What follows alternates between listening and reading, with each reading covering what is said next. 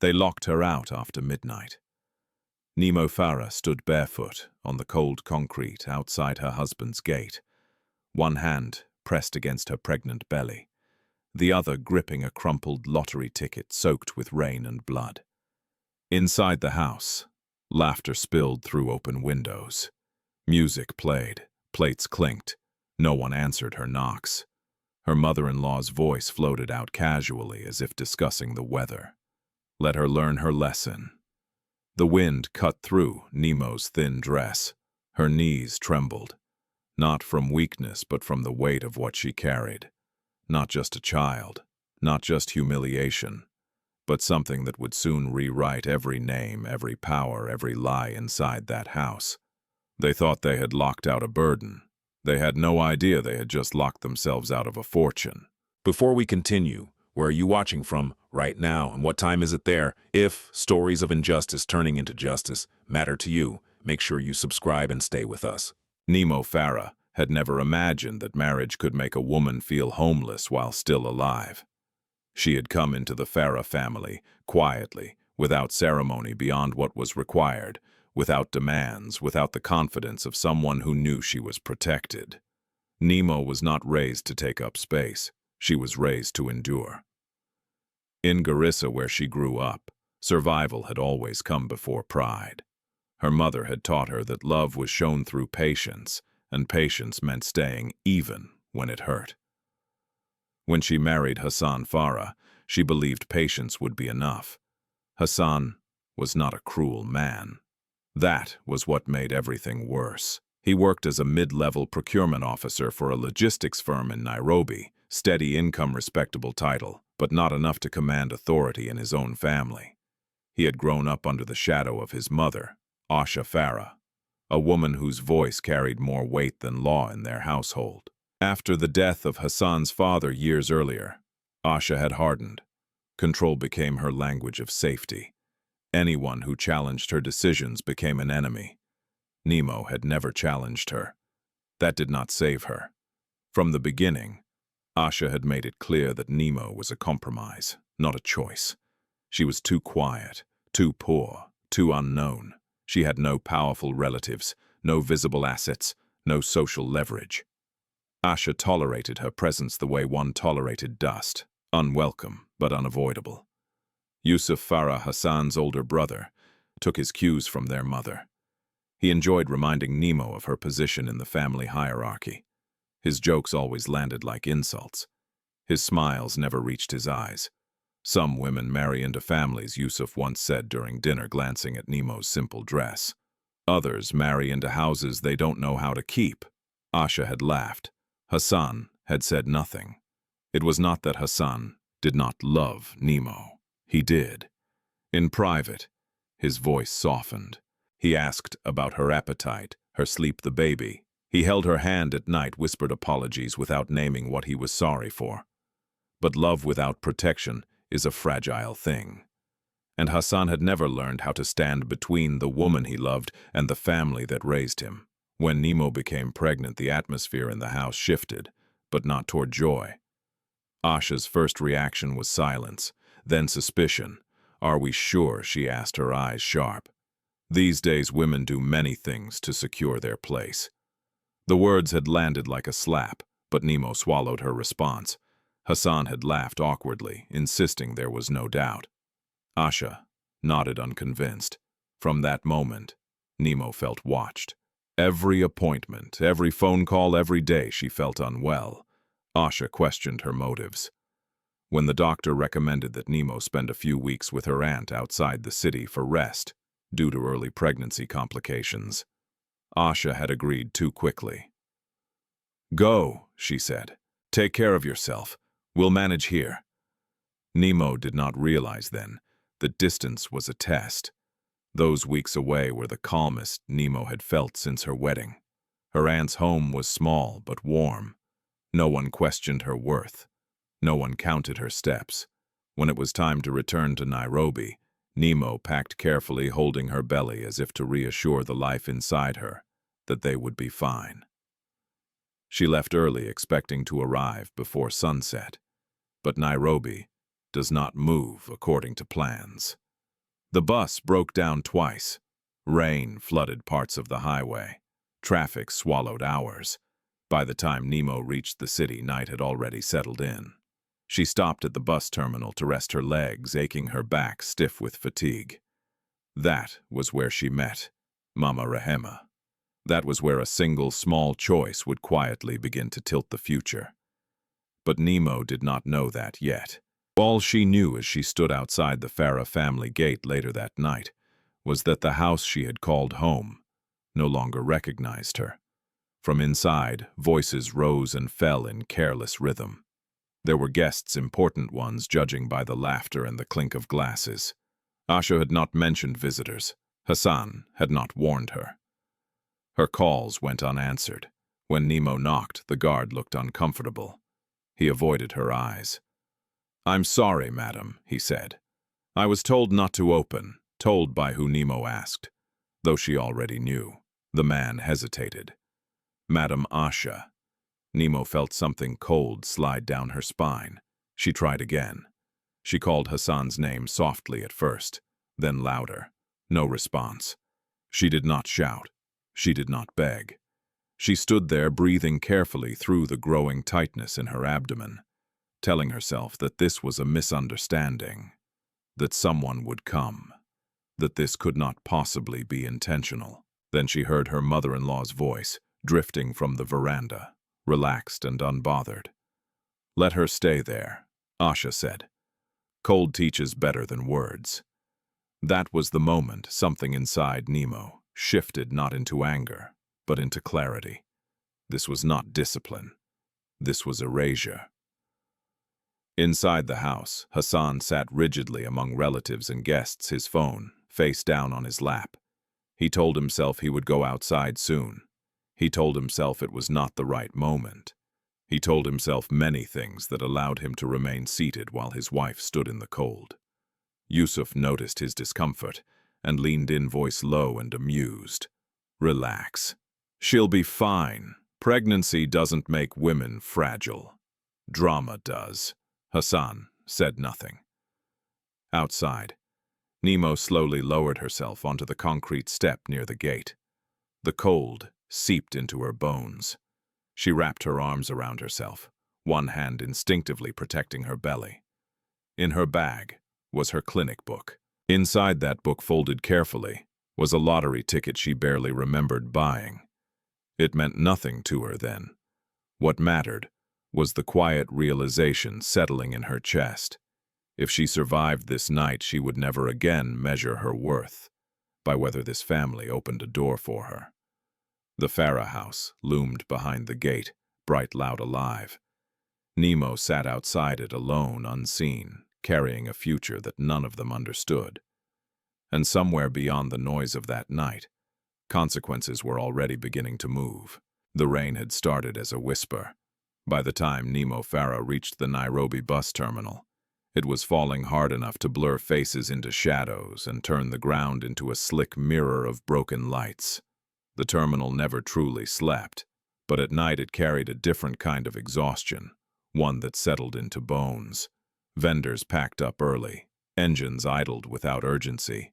People moved as if every step required negotiation. Nemo stepped down from the bus, slowly, one hand gripping the rail, the other resting on her lower back. The long journey had drained her. Each delay had tightened the knot of worry in her chest, but she told herself it would be worth it once she was home. Once she lay on her own bed.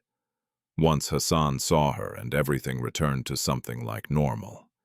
She adjusted her scarf, feeling the dampness already seeping through the thin fabric of her dress. That was when she noticed the commotion near the row of lottery stalls. A small crowd had gathered, not the curious kind, but the indifferent kind that formed when people sensed trouble and slowed just enough to confirm it wasn't theirs. At the center of it stood an old woman, bent and shaking her tray, overturned paper tickets scattered across the wet concrete. "Thief," someone shouted. Another voice followed. "Why do you old people always block the way?" Nemo stopped. The woman was thin, wrapped in a faded shawl that had once been blue. Her hands trembled as she tried to gather the soggy tickets, her fingers slipping against the rain-soaked paper. Her lips moved, forming words that never reached the air. Mama Rahema. Nimo did not know her name then.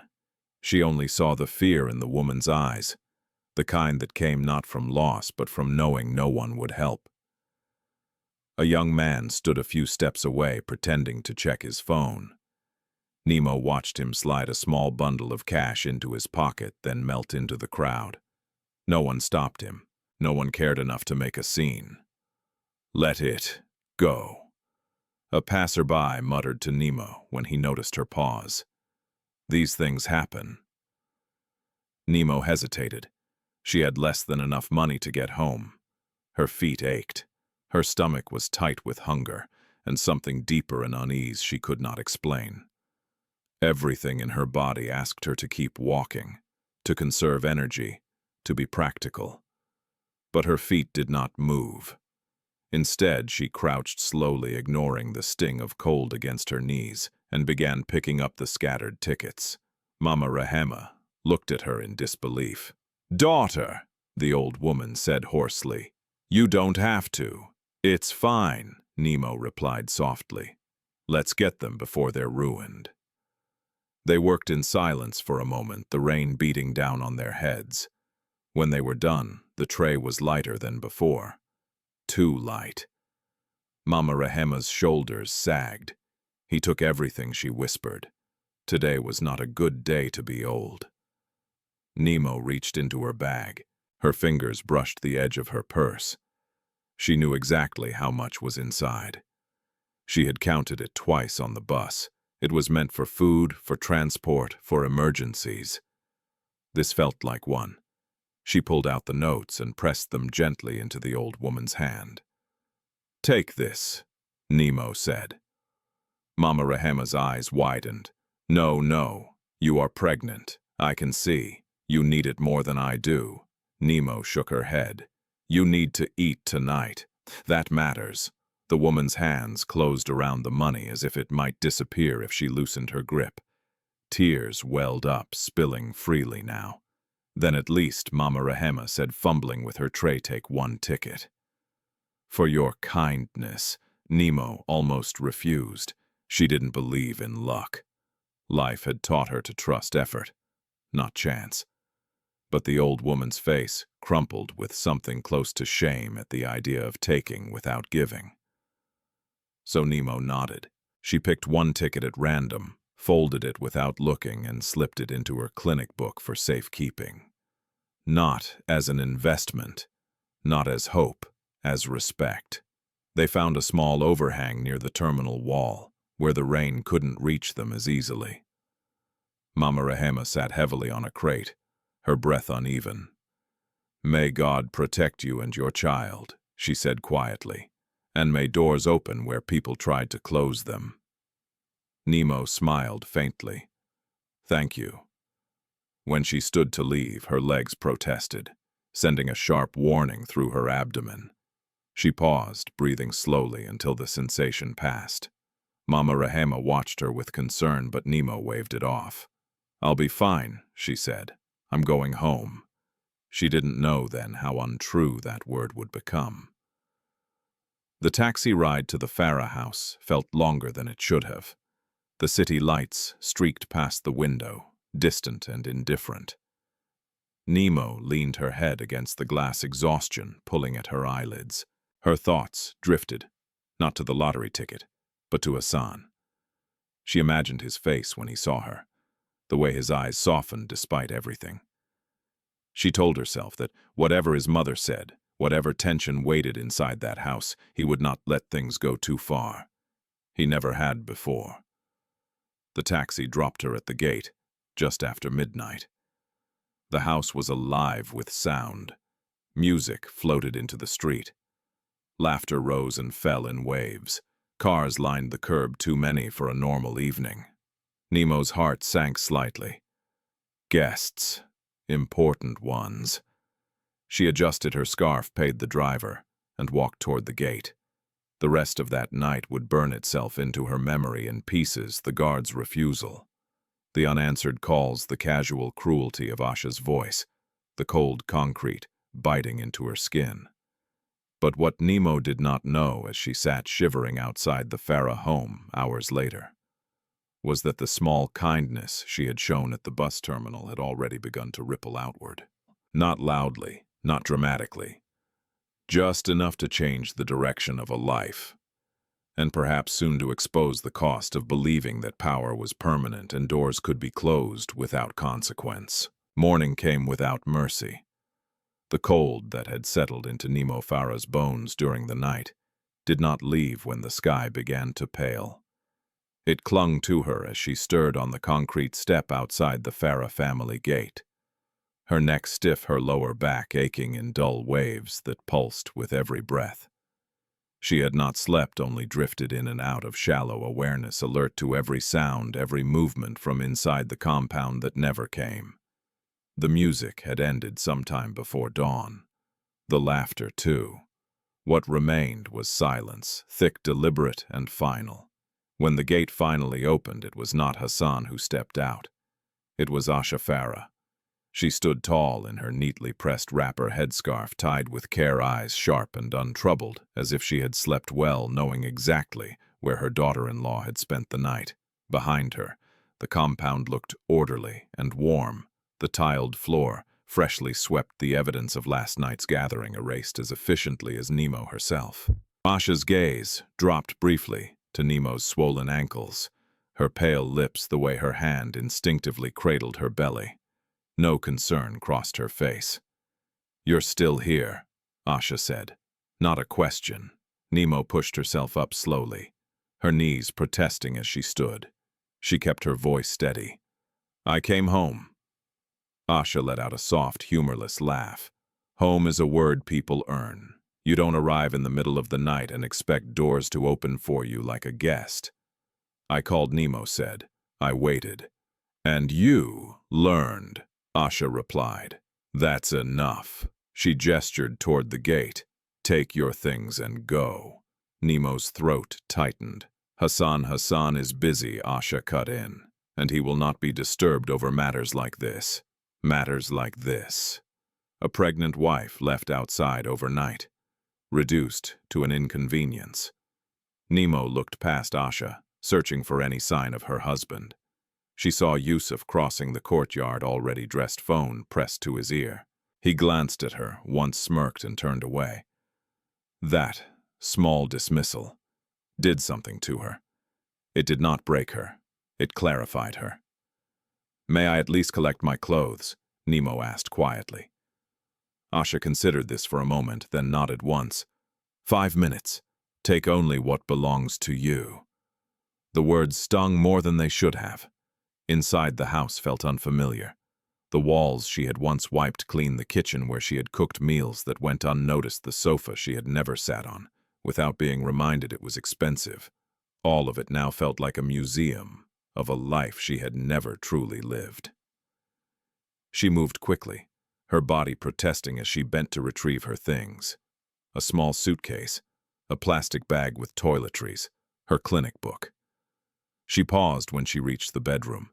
The bed was made, neat, as if no one had slept there, as if she had never belonged. Nimo closed the door, gently behind her, and stepped back into the courtyard. Asha stood waiting, arms crossed. "Where will you go?" Asha asked. Not out of concern, but calculation. "I'll manage," Nimo replied. Asha nodded, satisfied. "Good. And Nimo, don't make this harder than it needs to be. If you behave yourself, things don't have to end badly." Nimo met her gaze. "They already have." Asha's eyes narrowed. "Careful." Nimo said nothing more.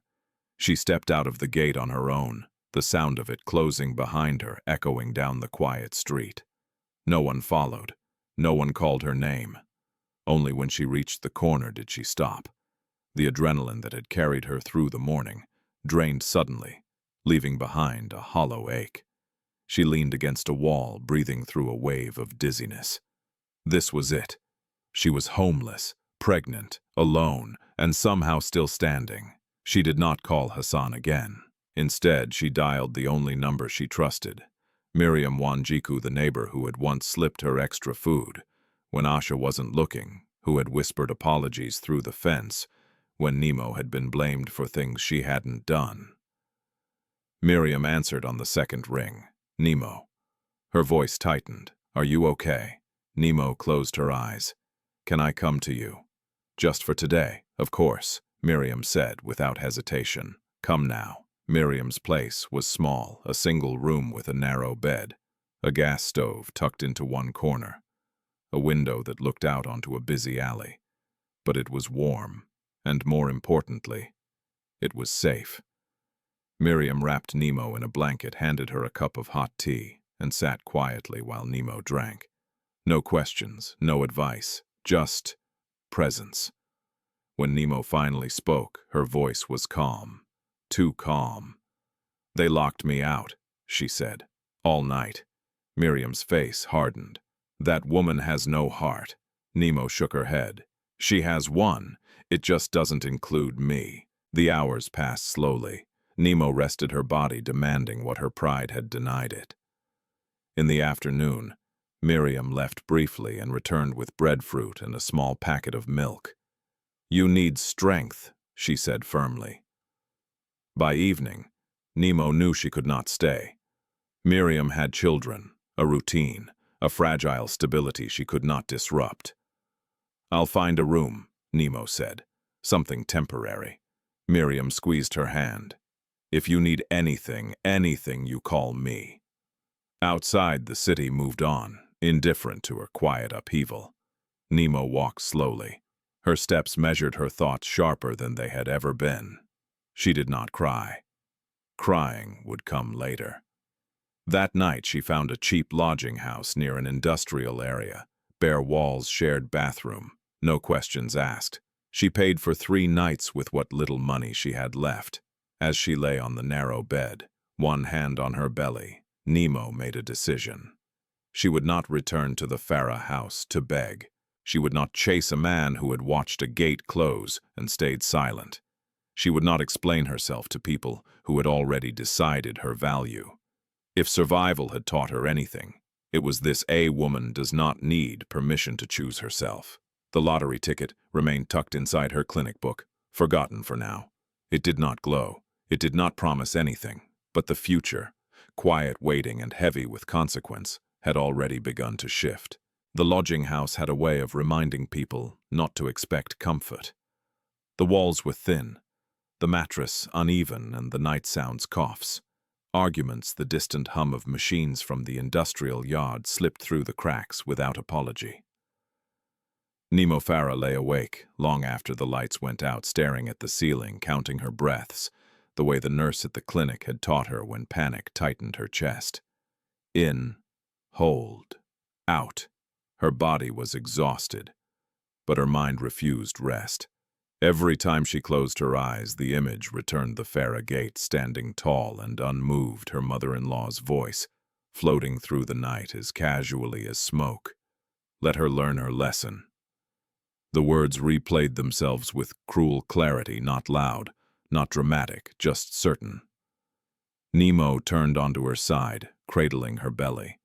The baby shifted, a gentle reminder that she was not alone, even if the world had narrowed to this room and the weight of uncertainty. By morning, she knew she had to move. 3 nights was all she could afford. After that, there would be questions she couldn't answer. She washed her face in cold water, braided her hair neatly, and dressed with the care of someone who understood that dignity was sometimes the only currency left. Her first stop was the market. She walked slowly, conserving energy, passing stalls she used to visit when she lived with the Farahs. Some vendors recognized her. A few looked away. Others watched with the curiosity reserved for women whose circumstances had clearly shifted. At a small food stand, she bought a cup of porridge and sat on a wooden bench, letting the warmth settle her stomach. She listened to the city wake around her radios. Crackling buses groaning to life, voices calling prices into the air. Life continued. She reminded herself of that as she finished her porridge and stood, Finding work while visibly pregnant was not easy. At the first place, a woman behind the counter looked Nimo up and down and shook her head before Nimo could even speak. "We need someone strong," she said. "This is not for you." At the second, the manager didn't bother hiding his irritation. "Pregnant women bring problems. You'll miss days. You'll ask for favors." By midday, the heat pressed down on her shoulders and her feet throbbed. She sat on the curb outside a laundry shop, her resolve thinning just enough to feel dangerous. Then a man stepped out of the shop, wiping his hands on his trousers. "You," he said. "Can you fold?" Nimo looked up. "Yes." He studied her for a moment, eyes lingering on her belly. "Pay is small. No excuses." "I won't make any," she replied. That was how she started. The work was harder than she expected. The machines were old, the heat relentless. She stood for hours folding clothes that smelled of other people's lives' perfume, sweat detergent. Her back ached, and by late afternoon, her ankles were swollen. But she worked carefully, thoroughly. She did not complain. The owner noticed. "You can come tomorrow," he said gruffly when the day ended, pressing a few notes into her hand. "Don't be late." Nimo thanked him and stepped outside, relief washing over her in a quiet wave. It wasn't much, but it was something. Enough to extend her stay another night. Enough to eat. That evening she returned to the lodging house and counted her money twice, planning carefully. Rent, food, transport, clinic visits. Her clinic book lay open beside her, the folded lottery ticket peeking out from between the pages. She paused, fingers brushing its edge, then closed the book without unfolding it. It wasn't important. Not now. The next few days settled into a fragile routine. Work at the laundry, cheap meals, careful steps. At night, she lay on the narrow bed and talked softly to her baby, telling stories about resilience, about women who learned to stand when doors closed. She did not tell those stories to give herself hope. She told them because hope was something she was rebuilding brick by brick. Meanwhile, inside the Farah household, the air had grown thick with plans that did not include her. Asha Farah wasted no time. "She's gone," she said one evening, sitting across from Hassan and Yusuf. "We cannot leave things unfinished." Hassan stiffened. "What does that mean?" "It means," Asha replied calmly, "that we move forward. Zainab Abdallah's family is waiting. They have influence. They have resources. They don't bring shame." Hassan's chest tightened. "Nimo is still my wife." Asha waved a dismissive hand. "Marriage is more than emotion. You need stability." Yusuf leaned back, amused. "Mother is right. People are already talking. Better to act fast." Hassan said nothing. That silence, so familiar, so easy, was what finally began to rot something inside him. He remembered Nimo's face the morning she left. Not angry, not hysterical. Just done. At the lodging house, Nimo felt the shift, long before she heard about it. A woman from the market recognized her and whispered, "I heard your husband's family is planning something." Nimo nodded once. They always were. That night, as she returned from work, she noticed a man standing across the street from the lodging house. He pretended to check his phone, but his gaze lifted too often, too deliberately. The next day it happened again. A prickle of unease crept up her spine. She adjusted her routine, changed her routes, kept her head down. She told herself it was paranoia, but survival had taught her to listen when instincts spoke softly. At the end of the week, exhaustion caught up with her. At the laundry, the heat pressed harder than usual. Her vision blurred. She tried to steady herself against a table, but her legs gave way. The world tilted, then vanished. She woke to the sharp smell of antiseptic and the murmur of voices. A nurse hovered nearby, concern etched into her face. "You fainted," the nurse said gently. "You're lucky someone caught you." Nimo tried to sit up, panic rising. "My baby, your baby is fine," the nurse assured her. "But you're not taking enough rest. You're dehydrated. And stressed. Stress." The word felt small compared to the reality pressing against her ribs. As the nurse adjusted the drip, Nimo stared at the ceiling, tears finally blurring her vision. Not from pain, but from the quiet fear that she might fail this child by simply being too tired to stand. Her phone buzzed. Hassan's name flashed on the screen. For a long moment she didn't answer. Then she did. "Nimo," he said, his voice tight. "I heard you collapsed. Where are you in the hospital?" She replied calmly. "I'll come." There was a pause. A familiar one. I can't right now," he said. "My mother needs me." Nimo closed her eyes. "Of course," she said. After she ended the call, something settled into place with finality. This was the moment she stopped waiting. The lottery ticket remained folded forgotten in her clinic book at the foot of the bed. But the world was closing in from all sides, now pressure surveillance decisions being made without her consent. And soon, very soon, something would give. The hospital discharged Nimo Farah just before dusk. The nurse walked her to the gate, repeating the same instructions, with quiet firmness: rest when you can, drink more water, avoid stress. Nimo nodded, accepting the paper cup of medication and the thin packet of discharge notes. She thanked the nurse twice, then stepped out into the cooling air of evening. The street outside the hospital buzzed with its usual indifference.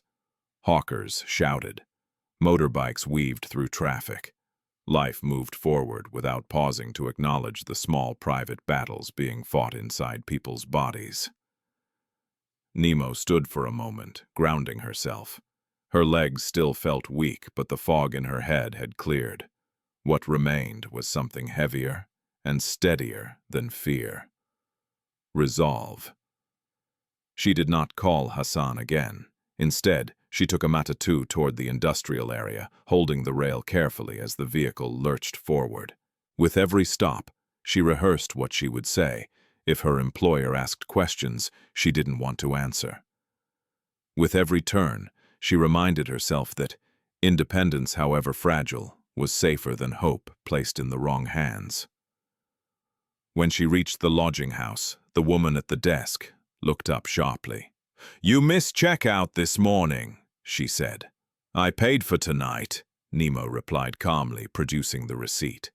The woman glanced at it, then nodded. "One more day only." "That's fine," Nimo said.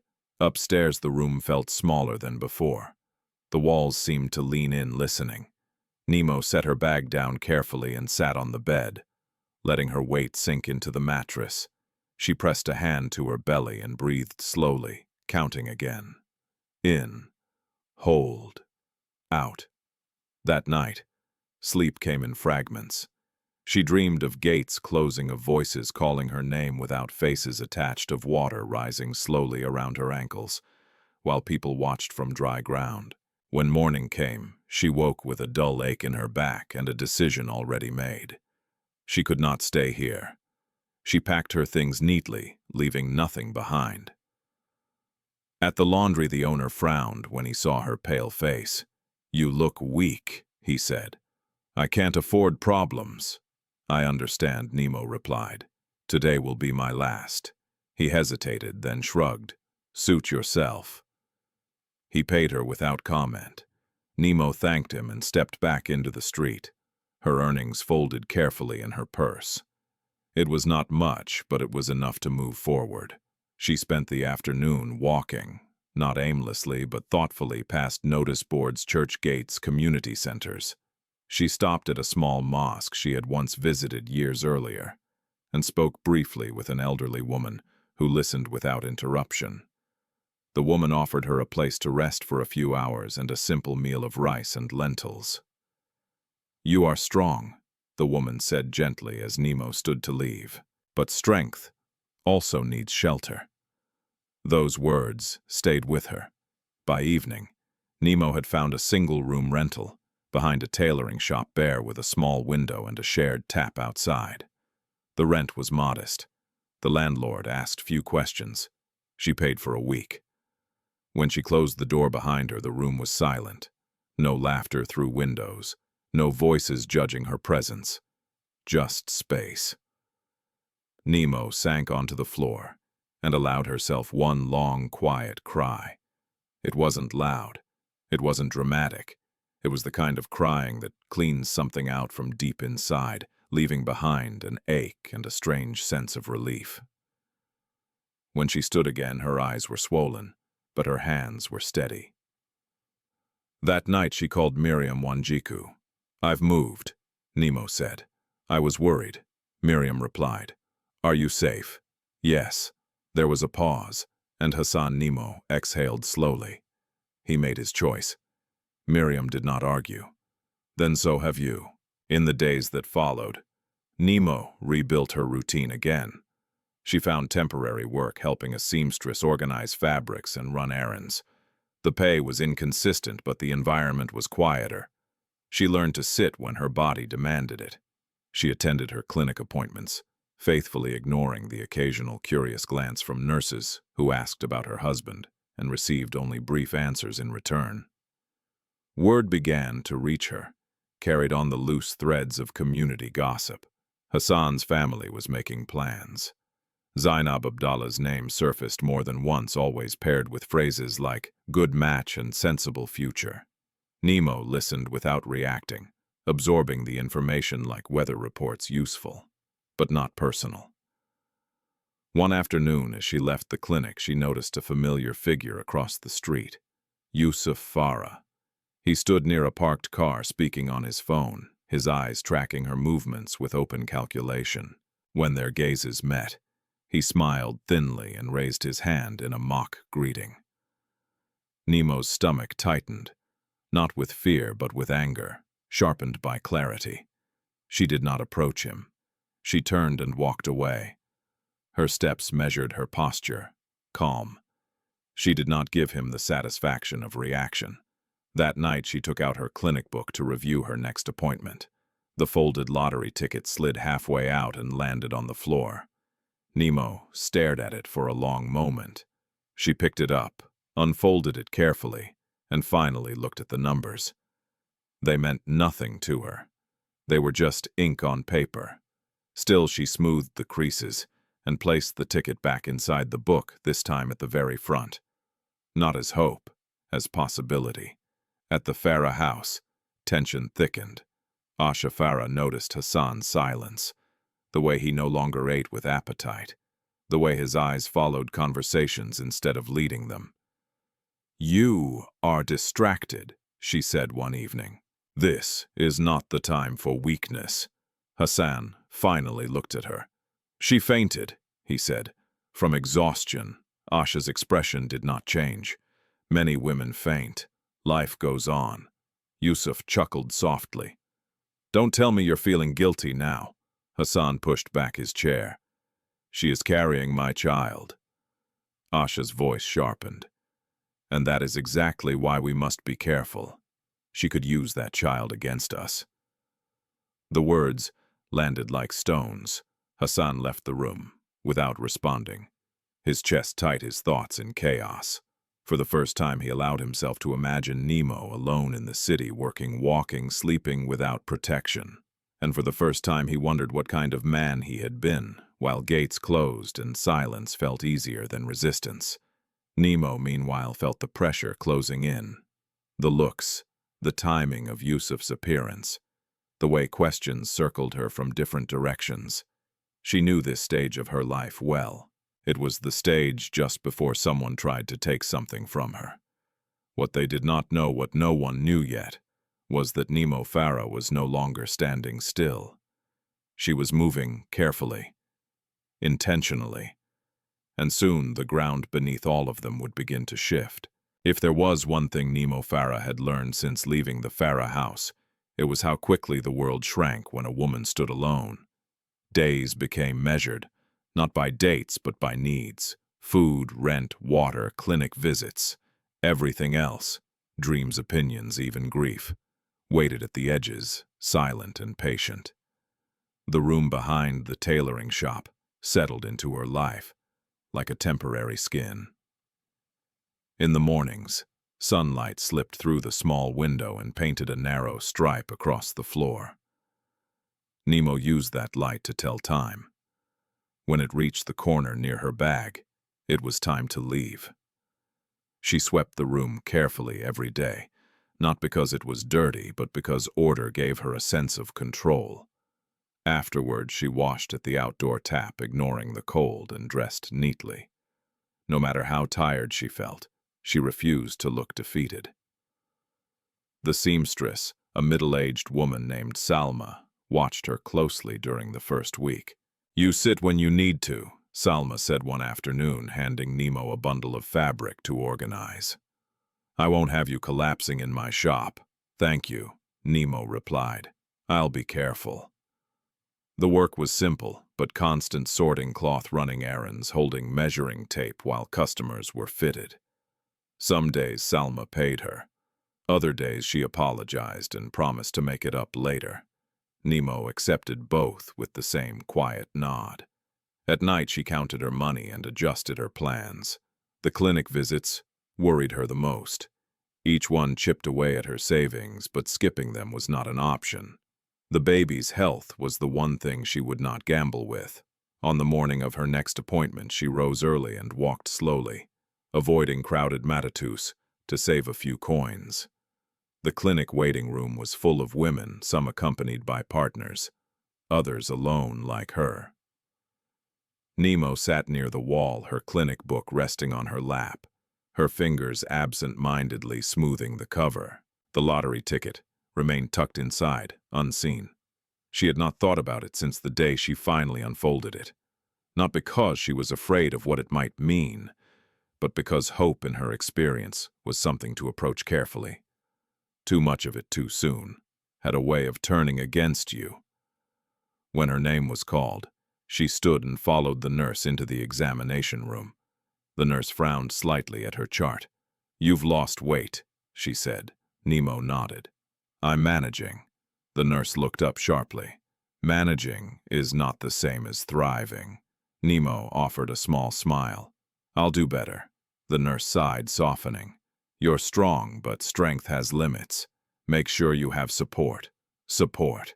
The word echoed in Nemo's mind as she left the clinic. She wondered what it meant to support oneself when no one else stepped forward. Outside, the air buzzed with midday noise. She walked carefully, her thoughts distant, until a familiar voice cut through the crowd. "Nemo." She turned.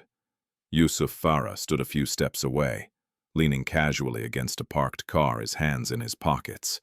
He looked well-fed, confident, out of place in her current world. "Yusuf," she said evenly. He smiled, the same thin smile she remembered from the Farah courtyard. "You move fast. New places, new routines."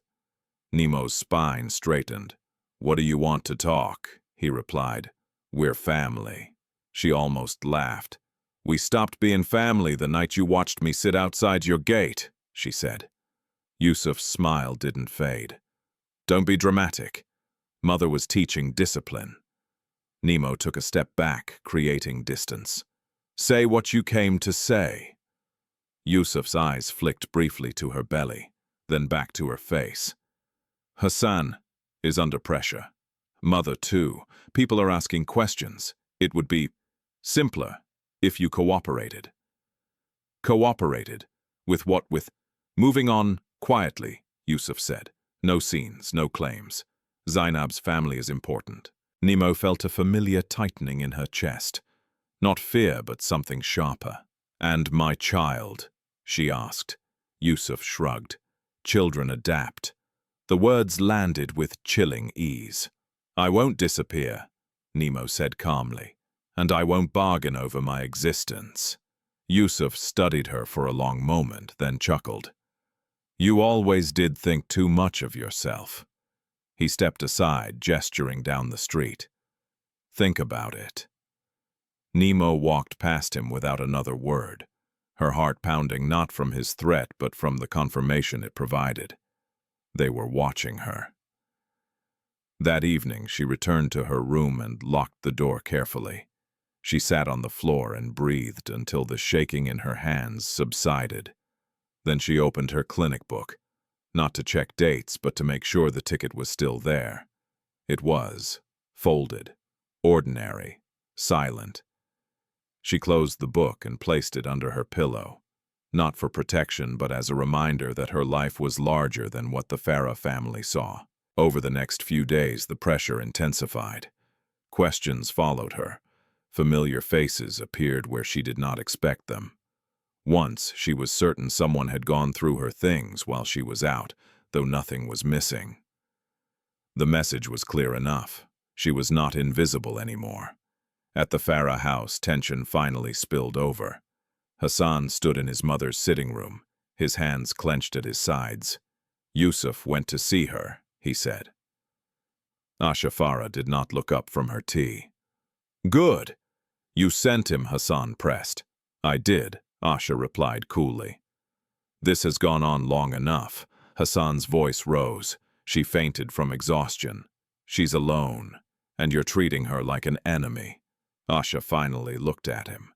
She made herself an enemy the moment she embarrassed this family. By existing, Hassan demanded. By refusing to know her place, Asha snapped. Silence followed. Hassan exhaled slowly. She is carrying my child. Asha set her cup down with deliberate care. Then perhaps you should decide which family you belong to. The ultimatum hung in the air, heavy and unavoidable. That night, Hassan sat alone in his room, staring at his phone. Nimo's name glowed on the screen untouched. He remembered her face. Calm, even in pain, steady even when doors closed. For the first time, he wondered what would happen if she stopped answering altogether. In her room behind the tailoring shop, Nimo lay awake listening to the night sounds filter in through the window. Her body was tired, but her mind was alert, cataloging risks, preparing for the next move. She placed a hand over her belly and whispered softly, "We'll be okay." She did not know how yet, but she knew one thing with certainty: whatever was coming next would not be gentle. And somewhere beyond her careful plans and quiet endurance, a reckoning was forming, slow, deliberate, and impossible to stop. Pressure has a way of revealing who people really are. For Nimo Farah, it arrived not as a single blow, but as a tightening circle, small, deliberate movements, meant to make her life smaller. After Yusuf's visit, she stopped pretending the danger was abstract. It had a face, a voice, a family name. She adjusted her days again. She left earlier, returned before dark. She spoke less in public spaces and avoided familiar routes. The room behind the tailoring shop became both refuge and cage, safe enough to sleep, unsafe enough to feel temporary. Every night she locked the door and checked it twice before lying down, one hand on her belly, listening for footsteps that weren't there. Salma noticed the change. "You're jumpy," the seamstress said one afternoon as they sorted bolts of fabric. "Someone bothering you?" Nimo chose her words carefully. Old problems trying to feel new. Salma nodded, not pressing further. In places like this, questions were a luxury. That evening, a letter slid under Nimo's door. No envelope, no stamp, just a single folded sheet. She stared at it for a long moment before picking it up. Her fingers were steady as she unfolded it. "Let's settle this quietly. For your own good. Meet us tomorrow. No name, no signature." Nimo folded the paper and placed it on the table. She did not tear it up. She did not panic. Instead, she sat on the edge of the bed and let the reality of it settle. They were done watching. They were moving. The next morning, she did not go to work. Instead, she walked to the legal aid office she had passed several times but never entered. The building was modest, its paint peeling its sign, faded by sun and dust. Inside, the waiting area was crowded with people carrying folders and worry in equal measure. When her turn came, she sat across from a young man with tired eyes and careful manners. His name was David Otieno. "How can I help you?" he asked, Nimo told him everything, not emotionally, not dramatically. Just facts, dates, words spoken, doors closed, names, the pregnancy, the letter. David listened without interruption, taking notes as she spoke. When she finished, he leaned back slightly, his expression thoughtful. "They're trying to intimidate you," he said, "and if they escalate, it could become something else." Nimo nodded. "I don't want trouble, I want safety." "Safety comes from preparation," David replied. "Do you have documentation, messages, witnesses?" Nimo thought of Miriam Wanjiku, of the guard at the gate, of the clinic records. She nodded again. "I can help you understand your rights," David said, "and how to protect yourself if this turns ugly." For the first time in weeks, Nimo felt something loosen in her chest. Not relief, support. That afternoon, she did not meet anyone. She ignored the letter. She went home and cooked a simple meal, eating slowly, deliberately, as if reclaiming control over her body, one bite at a time. At the Farah house, the atmosphere had shifted from confidence to impatience. Asha Farah paced the sitting room, her irritation barely concealed. "She's avoiding us." "She's being stubborn," Yusuf replied. "That's all." Hassan sat quietly, his hands clasped together. "Or she's protecting herself." Asha shot him a sharp look. "From what? From us," Hassan said. The words hung in the air. Asha's lips thinned. "Careful," Yusuf scoffed. "Don't start this again." "We offered her a way out." Hassan looked at his brother. "You threatened her." "I warned her," Yusuf corrected. "There's a difference." Hassan stood abruptly. "She fainted from exhaustion. She's alone, and you're pushing her." Asha's voice hardened. "Because she refuses to cooperate, because she thinks she can embarrass this family and walk away with dignity intact." Hassan laughed bitterly. "She already did." Silence followed. Later that evening, Zainab Abdallah arrived. She was dressed elegantly, her posture confident, her smile rehearsed. She greeted Asha warmly and Yusuf with familiarity. When her gaze settled on Hassan, it softened. "I heard things are complicated," she said gently. "I hope I'm not intruding." Asha waved her in. "Your family, dear." Hassan said nothing. Zainab glanced around the room. "So, she hasn't been cooperative." Hassan stiffened. "Her name is Nimo." Zainab's smile faltered for a fraction of a second. "Of course," Asha leaned forward. "We're handling it." Zainab nodded, but her eyes were calculating. "Public perception matters," she said. "If she makes noise, it could affect business. Perhaps legal pressure would help her see reason." Hassan looked at her sharply. "You want to threaten my pregnant wife?"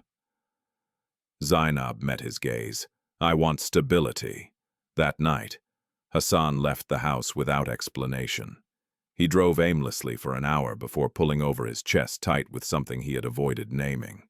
He opened his phone and scrolled to Nimo's number again. This time he pressed call. It rang and rang. Nimo did not answer. She was at home sitting at the small table with David Otieno's notes spread out before her. She watched the phone buzz, then fall silent. She did not feel triumph, only sadness. She turned the phone face down. The next day the pressure sharpened. A notice appeared on the tailoring shop's door, rent increase effective immediately. Salma cursed under her breath, glancing apologetically at Nimo. "I can't keep you if business slows," she said. Nimo nodded. "I understand." When she returned to her room that evening, the door was ajar. Her heart slammed against her ribs as she stepped inside. Nothing was missing. But things had been moved. The bed slightly out of place, her bag unzipped, the clinic book no longer under the pillow. She found it on the table. Open. The lottery ticket lay exposed. Nimo stared at it, a cold wave washing over her. The intrusion wasn't about theft. It was a message. "We see you." She sat down slowly, her hands shaking now despite her efforts. She reached for her phone and dialed David. "They know where I live," she said. "I was afraid of that," he replied calmly. "Listen to me. We move faster now." That night, Nimo packed a small bag and stayed with Miriam. As she lay on Miriam's couch, the baby shifting restlessly, Nimo stared at the ceiling and thought about the quiet woman she had been when she first married, Hassan, patient, hopeful, willing to shrink to fit. That woman was gone. What remained was someone learning painfully and deliberately how to stand. Outside, Nairobi breathed in the dark. Inside, the Farah family plans hardened into strategy. And somewhere between intimidation and truth, a line was about to be crossed, one that would make turning back impossible. The hospital corridor smelled of disinfectant and exhaustion. Nimo Farah lay on the narrow bed, the thin sheet pulled up to her waist, staring at the flickering fluorescent light above. Her head throbbed faintly, but the heavier ache was deeper, settled somewhere between her ribs and her throat, where fear and anger had learned to coexist. The nurse adjusted the monitor beside her, her movements efficient but gentle. "You came in just in time," she said. "Your blood pressure was too low. Stress and dehydration don't help." Nimo nodded slowly. "My baby." The nurse met her eyes. "The baby is stable, but you need rest. Real rest. Real rest." The phrase sounded like a luxury. Nimo turned her head toward the window. Outside, the city moved as if nothing extraordinary had happened. Cars passed, people laughed. Somewhere, someone was arguing over the price of fruit. Life went on untouched by the quiet crisis unfolding in this small hospital room. She thought of the open door to her rented room, of the clinic book left on the table, of the lottery ticket now exposed, its existence no longer hers alone. The doctor arrived shortly after, a middle-aged woman with tired eyes and a voice that carried authority without cruelty. She reviewed Nimo's chart carefully. "You're running on survival mode," the doctor said. "That works for a while. Then the body intervenes." Nimo swallowed. "What happens now?" "Now," the doctor replied, "you slow down, or your body will force you to." The words settled heavily. An hour later, Nimo's phone buzzed on the small bedside table. Hassan. She watched the screen light up, then dim, then light up again. She closed her eyes. When she finally answered, her voice was calm. Too calm. "I'm in the hospital," she said before he could speak. I heard Hassan replied quickly. "Where are you? I'm coming." There it was again. The promise. The hesitation hiding behind it. "Don't," Nimo said softly. There was a pause. "What do you mean?" "Don't I mean," she continued, choosing her words carefully. "Every time you say you'll come, something else calls louder. I can't afford that right now." Hassan exhaled sharply. "Nimo, this isn't fair." She almost laughed. "Neither was locking me outside." Silence. "My mother didn't mean," he began. "She meant exactly what she said." Nimo cut in, her voice still steady. "And you heard it. You all did." Another pause. Longer this time. "I'm sorry," Hassan said finally. The words landed weakly. Too late. Too unsupported. "I'm tired," Nimo said. "I need to focus on my baby, not on managing your family's comfort." "Nimo, I'll call you if I need anything," she said. "Goodbye, Hassan." She ended the call before he could respond. For a long moment she stared at the phone, waiting for regret to arrive. It didn't. What arrived instead was a strange, quiet clarity. Later that evening, David Otieno arrived at the hospital. He stood near the foot of her bed, his expression serious but reassuring. "I heard you were admitted," he said. "I came as soon as I could." "Thank you," Nimo replied. "I'm sorry to trouble you again." "You didn't," David said. "They did." He sat down and lowered his voice. "Your situation has changed. The break-in, or whatever you want to call it, combined with your medical condition, means we can act." Nimo turned her head slightly. "Act how? Protective steps," David replied. documentation, safe accommodation, and preparation for whatever they try next. Nimo closed her eyes briefly. They want me quiet. David nodded. Then the worst thing you can do is disappear without a plan. The doctor returned, signaling that visiting time was nearly over. David stood handing Nimo a folded sheet of paper. Rest, he said. Tomorrow we'll talk properly. That night, Nimo slept. Not deeply, not peacefully, but enough to feel her body begin to recover. In her dreams, she was standing at the Farah gate again, but this time it opened on its own. She stepped through without looking back. When morning came, sunlight filtered through the thin curtains. Nimo woke with a dull ache in her back and a strange sense of anticipation she couldn't explain. A nurse brought her tea and bread. As she ate slowly, the radio mounted on the wall crackled to life, and in last night's national lottery draw. Nimo froze. The announcer's voice was casual, almost bored as he read out the winning numbers. Nimo's hand tightened around the cup. One number matched, then another. Her heart began to race. She set the cup down carefully, her fingers trembling now. She reached for her clinic book, which had been returned to her bag by a nurse who'd found it among her belongings. With shaking hands, she pulled out the lottery ticket. She read the numbers once, then again, then a third time. Her breath caught in her throat. Every number matched. For a long moment, Nimo could not move. The room felt too small, the air too thin. Her ears rang as if the world had narrowed to the thin strip of paper in her hands. $200 million. The figure floated through her mind without settling. It didn't feel real. It felt dangerous. She folded the ticket carefully and pressed it back into the clinic book, her hands now steady with a different kind of resolve. No one could know. Not yet. Not like this.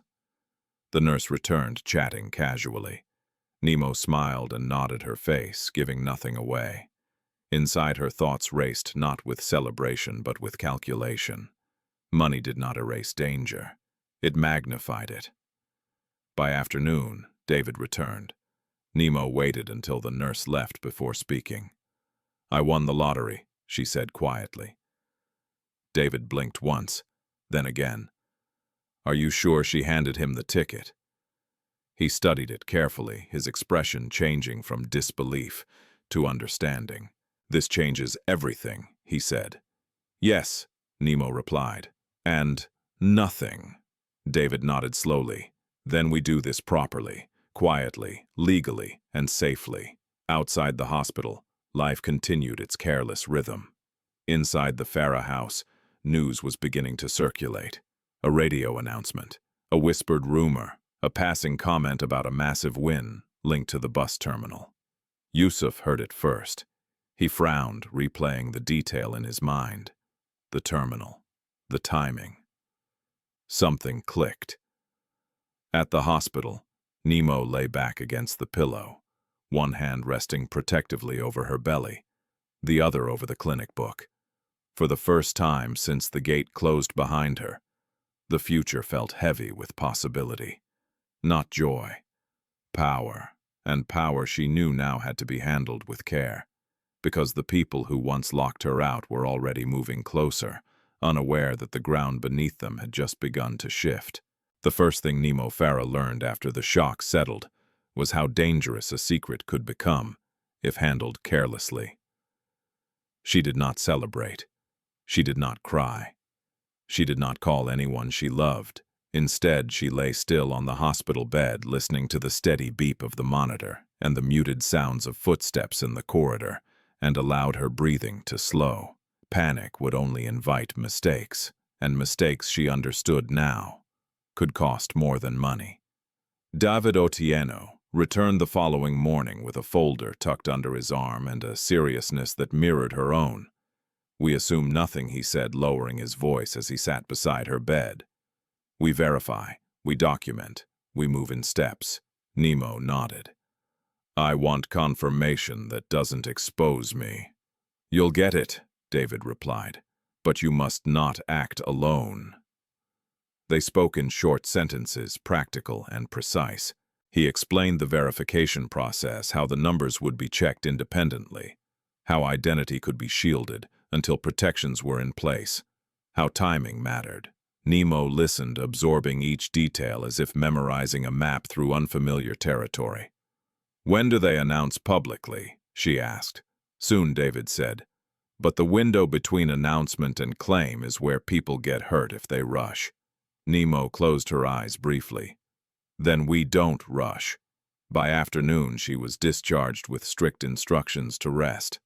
David arranged transport that didn't attract attention and took her to Miriam Wanjiku's apartment where she would stay temporarily. Miriam welcomed her with a quiet hug and a firm insistence on soup and silence. That evening, as rain tapped lightly against the windows, Nimo sat at the small table and unfolded the lottery ticket again, slowly, deliberately, as if acknowledging it for what it was, and nothing more. She compared the numbers with the official listing David had printed. There was no doubt. The amount $200 million still refused to feel real. It hovered at the edge of comprehension, too large to imagine, too heavy to touch. Nimo felt no thrill, no rush of relief. What she felt instead was responsibility, sharp and immediate.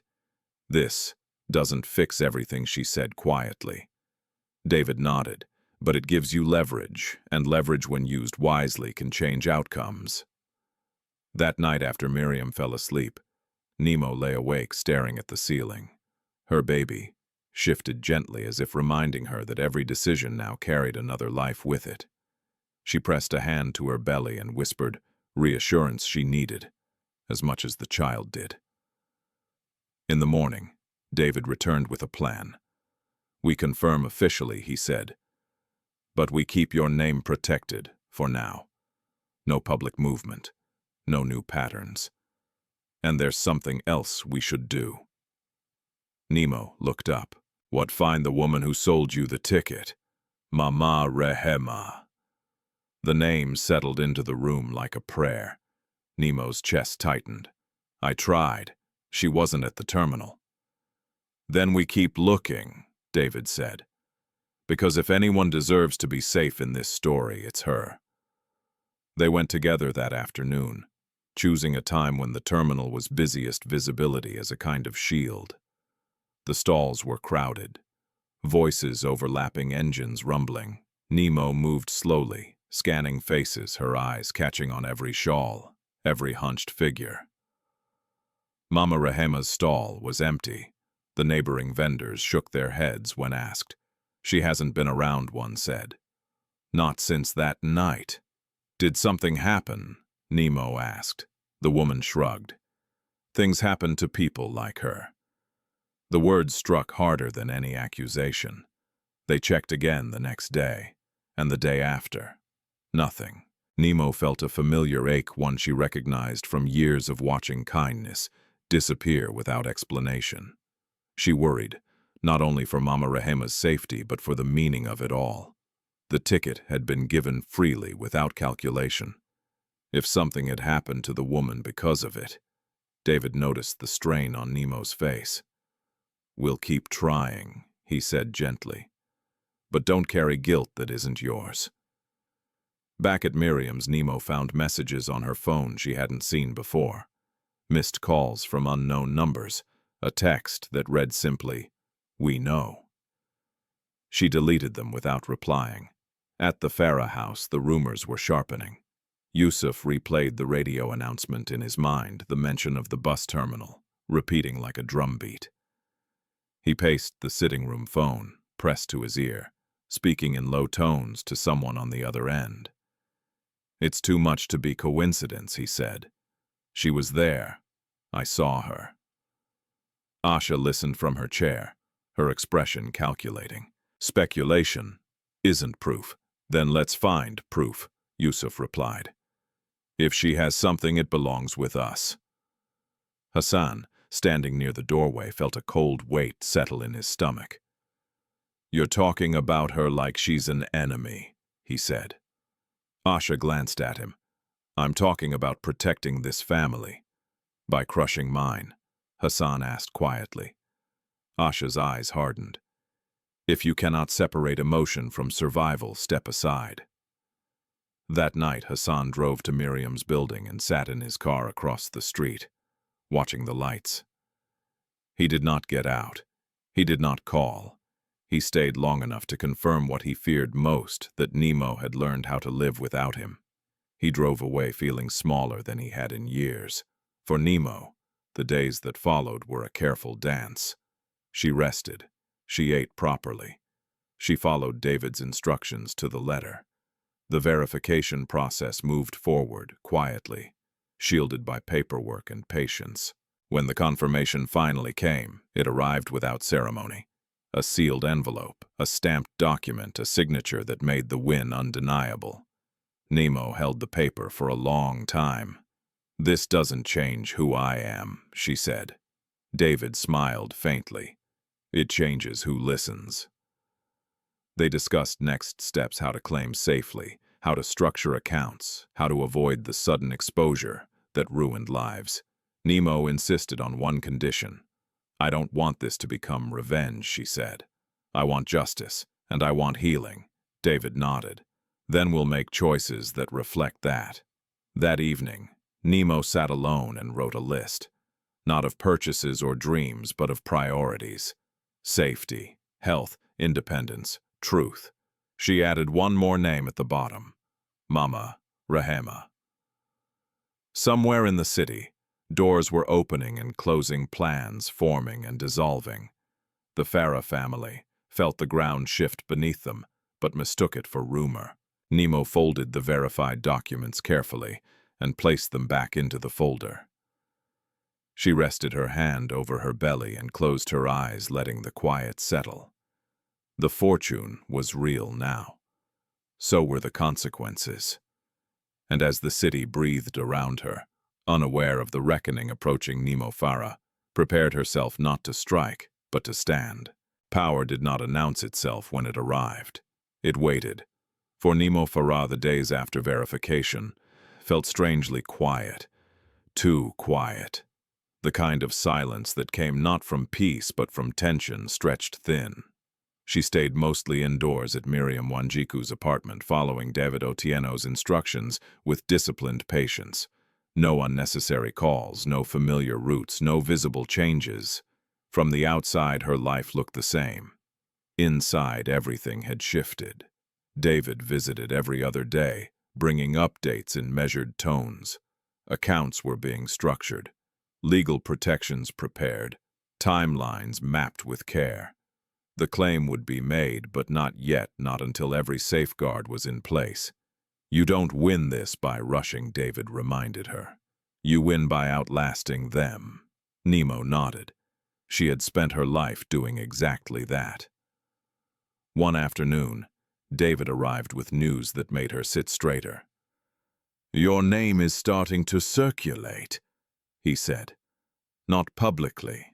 In certain circles." Nimo's jaw tightened. "The Farahs." "Among others," David replied. "When money this large is involved, curiosity spreads fast." Nimo closed her eyes briefly. "What do we do?" "We prepare for confrontation," David said, "because whether you want it or not, they will come." They came sooner than expected. It was a humid evening when Miriam's phone rang. She listened briefly, her expression changing from confusion to concern. "They're downstairs," she said softly after hanging up. "Your husband and his brother." Nimo felt her heart pound, but her voice remained steady. "Tell them I'm not available." Miriam nodded and stepped outside. Through the thin walls, Nimo could hear raised voices, Yusuf's sharp impatience, Miriam's firm refusal, Hassan's quieter tone, trying unsuccessfully to mediate. "She can't hide forever," Yusuf snapped. "She doesn't have to see anyone she doesn't want to," Miriam replied. Hassan's voice followed, strained. "Please, just tell her I want to talk." Nimo stood slowly, one hand resting on the table for balance. Her body felt heavy, but her mind was clear. She opened the door and stepped into the hallway. "I'm here," she said. The voices stopped.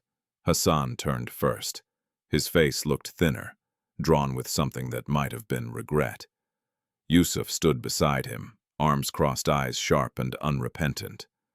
Nimo Hassan said, "I just want to talk." "You've had many chances to talk," she replied. "Say what you came to say." Yusuf scoffed. "Straight to business. I like that." He stepped forward. "We heard something interesting. About a big win. About the bus terminal." Nimo met his gaze without flinching. "Rumors travel fast. Then deny it," Yusuf pressed. "I don't owe you denial," Nimo said calmly. "Or explanation." Hassan swallowed. "Is it true?" Nimo looked at him, really looked at him for the first time in weeks. She saw not a villain, but a man who had chosen comfort over courage one too many times. "What would you do if it were true?" she asked quietly. Hassan opened his mouth, then closed it. Yusuf laughed. "There it is." Silence again. Nimo turned back to Yusuf. "You broke into my room." Yusuf's smile faltered for a fraction of a second. "You can't prove that." "I don't need to," she replied. "I only need to know who I'm dealing with." Hassan stepped between them. "Yusuf, enough." Yusuf rolled his eyes. "Don't pretend now. If she has money, it affects us. It affects Mother. It affects nothing you're entitled to," Nimo cut in. The hallway felt suddenly too small. "I'm not asking for anything," Hassan said quickly. I need to understand." Nemo's voice softened, but only slightly. Understanding would have mattered that night. When the gate closed, when you stayed silent. Hassan's shoulders slumped. "I won't be part of whatever you're planning," Nimo continued. "I'm safe, I'm protected, and if either of you tries to intimidate me again, it will not end quietly." Yusuf stared at her, recalculating. "You think you're untouchable now," he said. "No," Nimo replied. "I think I'm done being touchable." She stepped back and closed the door, gently but firmly. On the other side, Yusuf swore under his breath. Hassan remained still, staring at the door, as if something irreversible had just been sealed. That night, David arrived within the hour. "You did well," he said after Nimo recounted the encounter. "Now they know you're not alone." "They won't stop," Nimo said.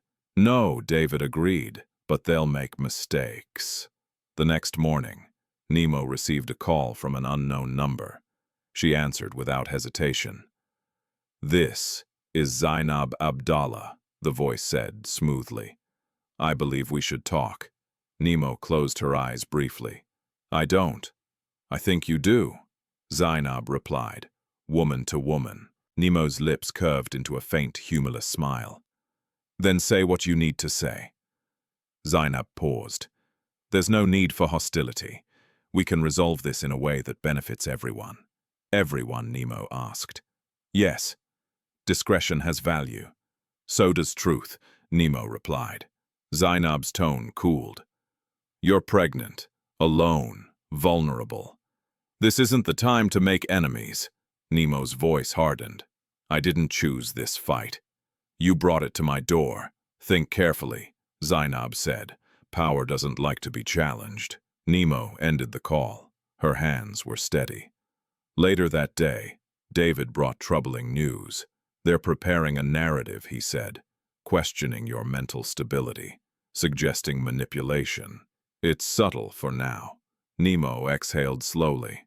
"So they want to discredit me?" "Yes," she nodded. "Then we document everything." That evening, Nimo wrote a detailed account of every interaction. Every message, every threat, dates, times, names. David scanned copies. Witnesses were contacted quietly. Medical records secured. At the Farah house, frustration boiled over. Asha Farah slammed her cup onto the table. "She's playing a dangerous game."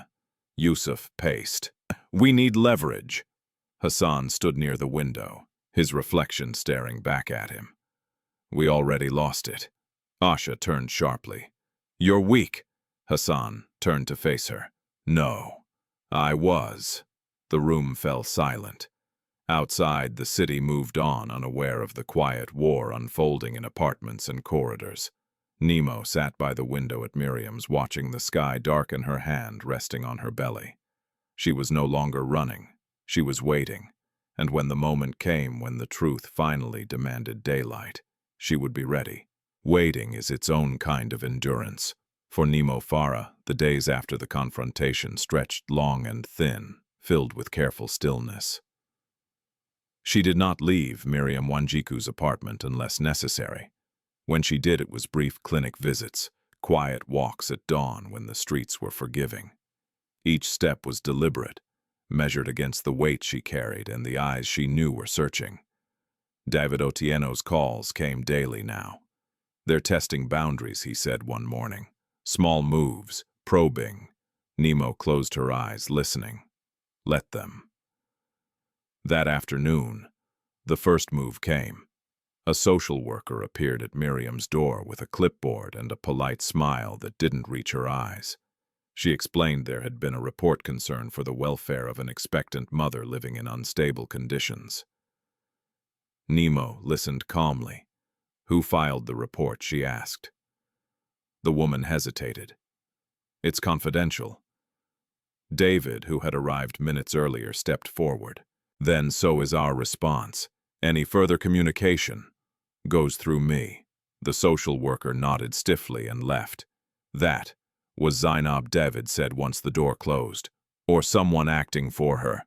Nimo's jaw tightened. "So they're building a picture." "Yes," David replied. "Of instability, of risk, of someone who shouldn't be trusted with sudden wealth." Nimo sat down slowly. "Then we counter it with truth." They worked late into the night. Medical records, employment logs, witness statements. David contacted the clinic nurse who had treated Nimo after she collapsed. Miriam provided her account of the night Nimo arrived, shaking and exhausted. Even Salma, the seamstress, agreed to give a statement about Nimo's work ethic and condition. Each piece was small on its own. Together they formed a map of reality that could not easily be erased. Meanwhile, Yusuf Farah grew impatient. He drove past Miriam's building twice a day now, sometimes stopping across the street as if daring the universe to expose Nimo's secrets. He spoke in hushed tones on the phone, his voice sharp with frustration. "She's protected," he snapped one evening. "Someone's advising her." Asha Farah listened, her expression unreadable. "Then we move where protection is thin." Yusuf's eyes lit with a dangerous idea. "The money." "Yes," Asha said quietly. "If we can't reach her, we reach the claim." The next morning, David received a call that made his face harden. "They've filed a preemptive challenge," he told Nimo, questioning the legitimacy of the ticket, suggesting coercion or fraud. Nimo exhaled slowly. "Can they do that?" "Anyone can file," David replied. "Winning is another matter. What do? We escalate," he said. "We stop being reactive." That afternoon, David arranged a private verification meeting with the National Lottery Office off the books, discreet, secured by paperwork and protocol. Nimo wore a simple dress and a scarf pulled low, her posture calm despite the rapid beat of her heart. The official, a middle-aged man with careful manners, examined the ticket. The records, the surveillance stills from the terminal kiosk that had been retrieved after persistent requests. "The sale is valid," he said finally. "The sequence checks out. The timestamp aligns." Nimo's shoulders loosened by a fraction. "There's more," David said, sliding another document forward. "We have reason to believe third parties attempted to access the claimant's personal effects." The official frowned. "That's serious." "It is," David replied, "and it explains the urgency." The meeting ended with assurances, seals, and signatures. Nothing public, nothing dramatic, just a firm foundation. As they left the building, Nimo felt a strange calm, the kind that comes when fear is replaced by focus.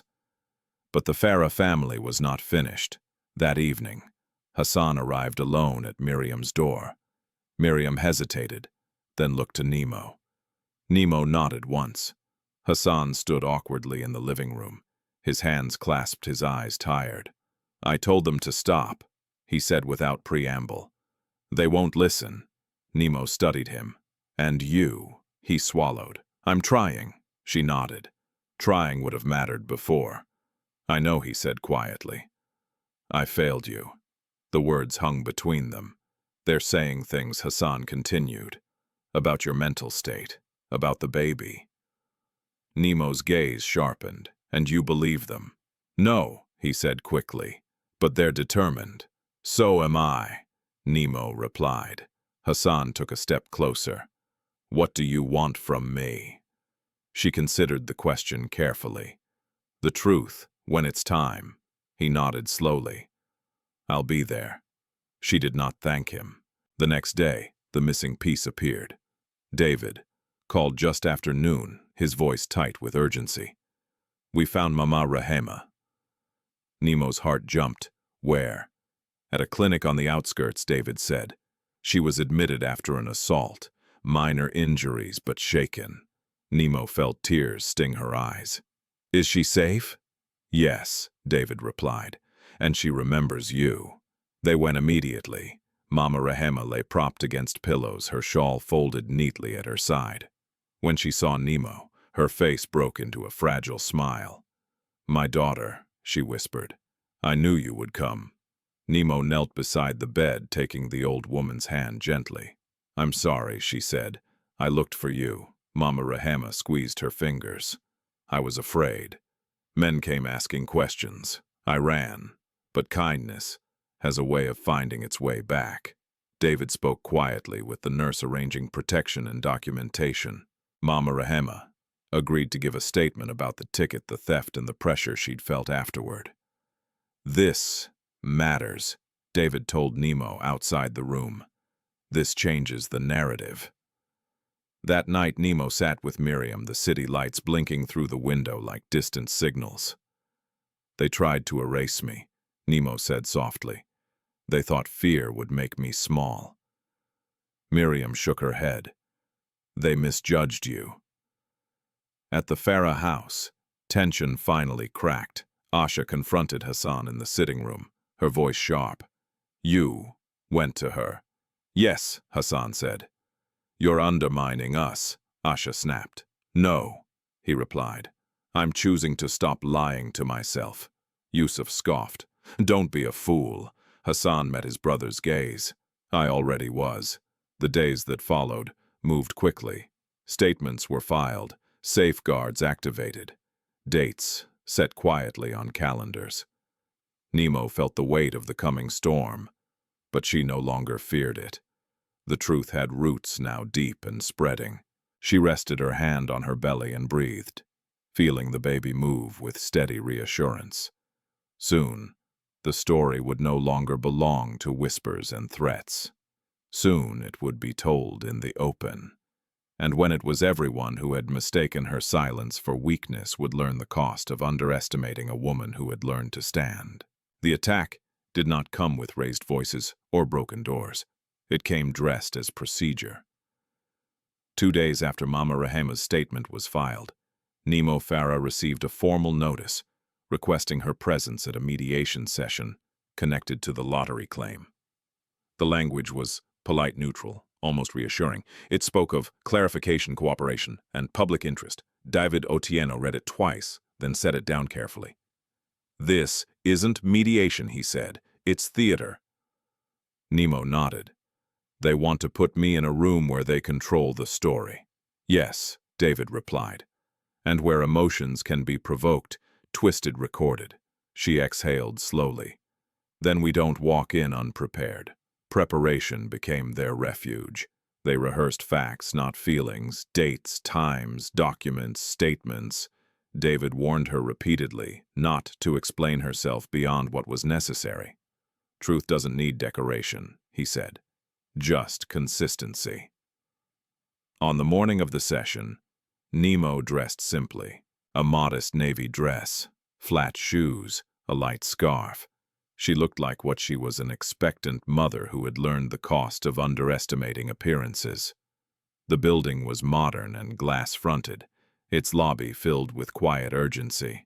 When Nimo entered with David, conversations paused. Heads turned, phones dipped and rose again. In the conference room, the Farah family was already seated. Asha Farah sat at the center of the table, her posture rigid, her expression composed into something resembling dignity. Yusuf leaned back in his chair, confidence thinly masking irritation. Zainab Abdallah sat to Asha's right, elegant and watchful. Hassan arrived last. His eyes met Nimo's briefly before dropping. He took a seat near the end of the table, hands clasped tightly. The mediator, a man with a practiced smile, cleared his throat. "Thank you all for coming. We're here to address concerns raised regarding the legitimacy of the winning ticket and the claimant's capacity." David raised a hand. "Before we proceed, we request that all statements be recorded and that any allegations be presented with evidence." The mediator hesitated, then nodded. "Of course." Asha spoke first. "We're a respected family," she said, her voice calm and authoritative. "We have reason to believe that our daughter-in-law has been influenced. She's been under stress. She fainted recently. We worry she may not fully understand the situation." Nimo felt the familiar tightening in her chest, but her face remained neutral. Zainab leaned forward. "This isn't an attack, it's concern. Sudden wealth can be overwhelming, especially for someone without experience or support," Yusuf added, "and there are questions about how the ticket was obtained. The environment, the people involved." David glanced at Nimo once. She nodded. He stood. "We anticipated these claims." He placed a file on the table and slid copies to the mediator. "Medical records," he said, "showing temporary dehydration and exhaustion. No history of instability. Employment records, witness statements, and this." He produced a printed, still image, surveillance footage from the bus terminal. David continued, time-stamped, showing the ticket purchase by my client from the registered vendor, Mama Rahema. The room shifted. Yusuf leaned forward. "That doesn't prove it proves purchase," David replied evenly. "And intention." Asha's lips thinned. "That woman disappeared." "Yes," David said, after being questioned by men asking about the ticket. Zainab's eyes flicked toward Yusuf. David continued. "She has since been found, and she has given a sworn statement." The mediator frowned, scanning the documents. Nimo had been silent the entire time. Now she spoke. "You locked me outside your gate while I was pregnant," she said calmly, her voice steady. "You questioned my worth. You tried to erase me quietly. This," she gestured toward the files, "is not confusion. It's pattern."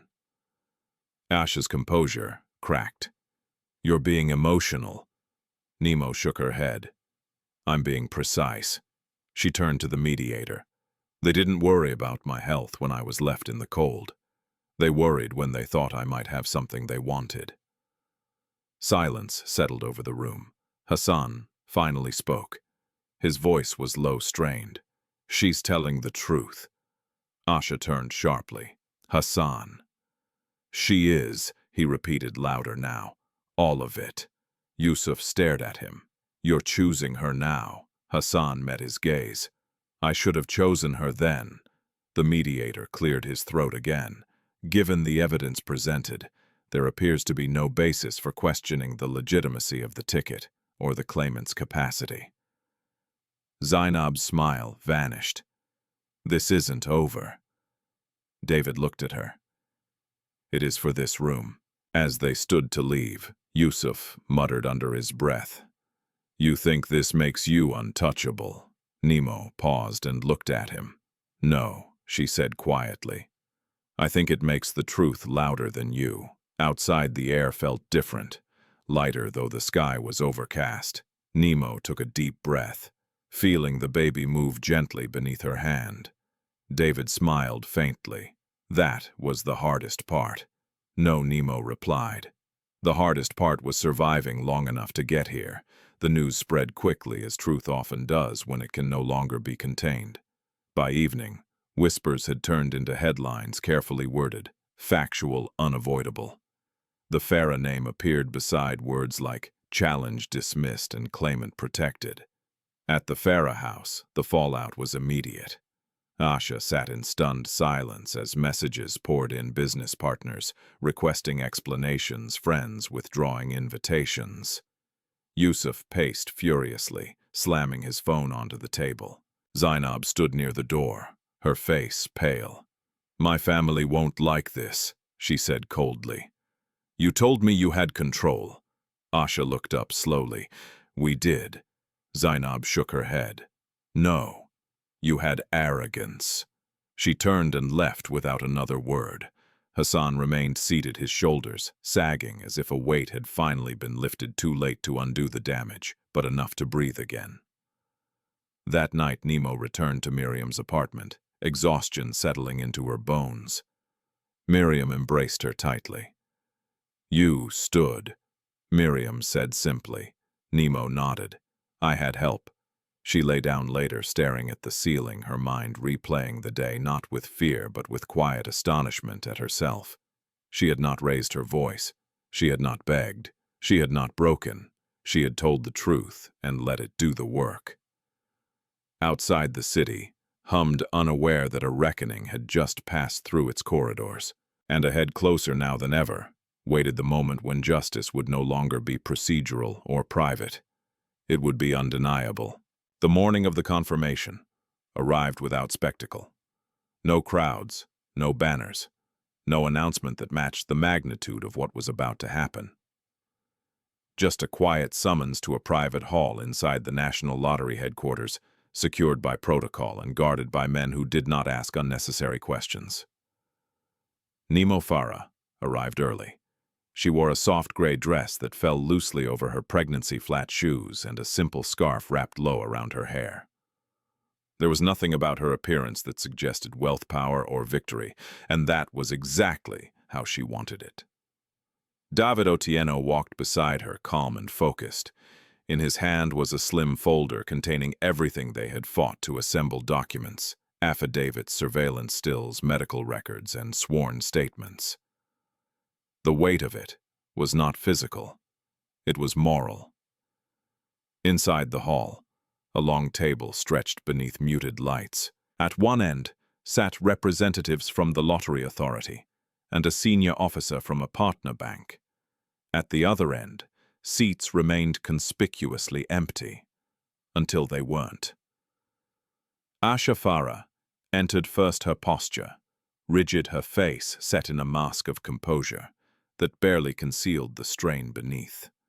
Yusuf followed, jaw-tight eyes scanning the room with irritation rather than caution. Hassan came last. He stopped when he saw Nimo. For a brief moment, everything else disappeared.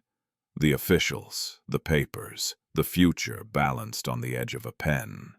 She met his gaze calmly, not with accusation, not with hope, just acknowledgement. They took their seats. The senior bank officer spoke first, his tone formal.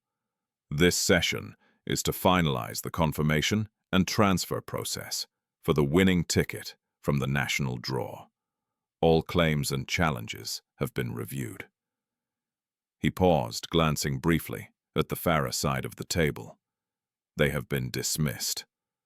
Asha inhaled sharply. The officer continued. "Before we proceed, the claimant may speak if she wishes." David leaned slightly toward Nimo. "Only if you want to." Nimo nodded once. She stood slowly, one hand resting lightly on the table for balance. The room stilled. "I didn't come here to humiliate anyone," she began. Her voice was steady, clear. "I came here because the truth deserves a room where it can be heard without interruption." She looked toward Asha. "You locked me out of your home while I was pregnant," Nimo said. "You called it discipline. You said cold would teach me." Asha's lips trembled, but she said nothing. Nimo turned her gaze to Yusuf. "You followed me. You broke into my room. You tried to scare me into silence. Yusuf shifted in his chair. You can't prove David lifted a document. We can. Nimo raised a hand, slightly stopping him. This isn't about proof anymore, she said. It's about consequence. She faced the officials again. The ticket was bought legally, given freely, verified independently. Every attempt to discredit me happened after it became clear that I might not be as powerless as I was assumed to be. The bank officer nodded. That aligns with our findings. Nimo's gaze returned to Hassan. You heard the gate close, she said quietly, and you stayed where it was warm. Hassan's shoulders sagged.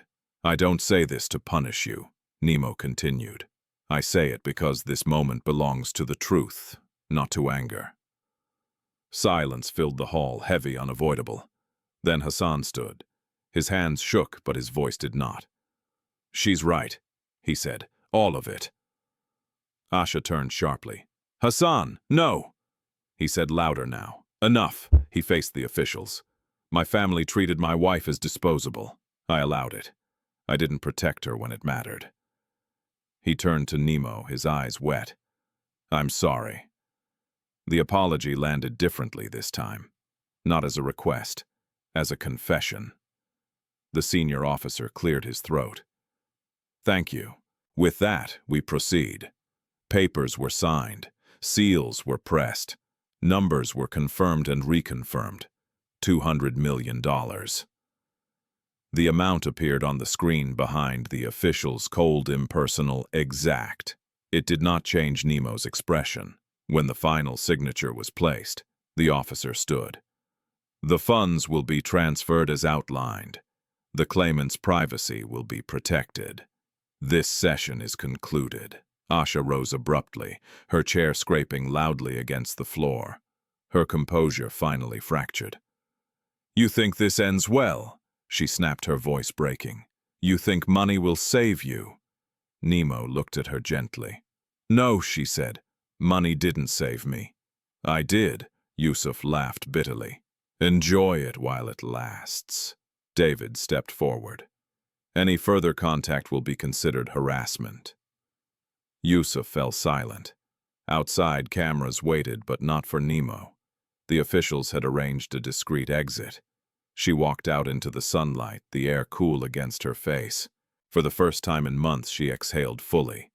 Hassan followed her a short distance and stopped. Nimo, he said. I know I don't have the right to ask for anything.